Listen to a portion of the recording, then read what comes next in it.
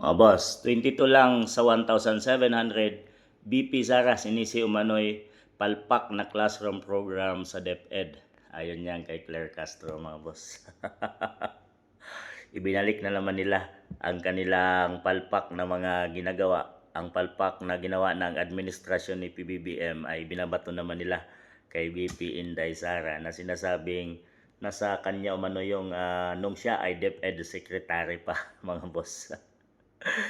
Alam naman nating bumitiw na si BP Inday Sara doon, mga boss, no? Dahil sa anomalyang pilit na sinisingit sa budget ng DepEd, mga boss, ay hindi matanggap ni BP Inday ang ganong gawain at ayaw niya, mga boss. Kaya naman ay umalis na siya sa PBBM administration bilang DepEd Secretary. At yun nga ay ang umpisa ng kanilang pagtugis at pagsampa ng mga samot-saring kaso tungkol dito kay BP Inday Sara Duterte. Talagang hindi nila yon na nasusuhulan, mga boss, at hindi sila umubra.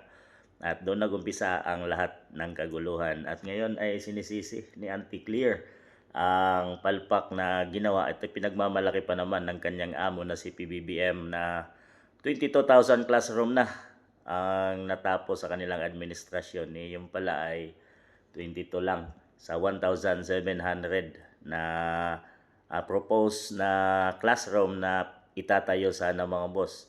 Ay ito ay nakakahiya, mga boss, no? Dahil sa konti lang ang naigawa nilang eskwelahan na para sa mga kabataang Pilipino na pinakaimportanteng bagay sa ating bansa ang magkaroon ng kaalaman ang mga bata, ang mga taong mamamayang Pilipino, mga boss, dahil number one is education para ikaw ay magkaroon ng isang trabaho na maganda.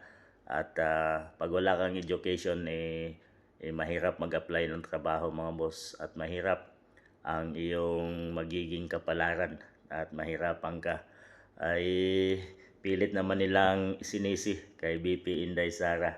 At yan talaga ang trabaho ni Auntie Clear, ang tagapagtanggol ng PBBM administration at sisihin ang mga Dutertes. So yan ang kanyang papel dito sa administrasyon. So ano masabi niyo, mga boss? Talaga nga bang kasalanan ni BP Inday ang 22 classroom lang na nagawa ng PBBM administration? At talaga bang gano'n na lang lagi ang gagawin ng administrasyon ay sisi sa mga Dutertes ang kanilang mga kapalpakang nagawa sa kanilang administrasyon, na sana ay bilang ikaw na ang presidente ay ito ay iyong panindigan, hindi yung puro sisi ng sisi kung sino na lang.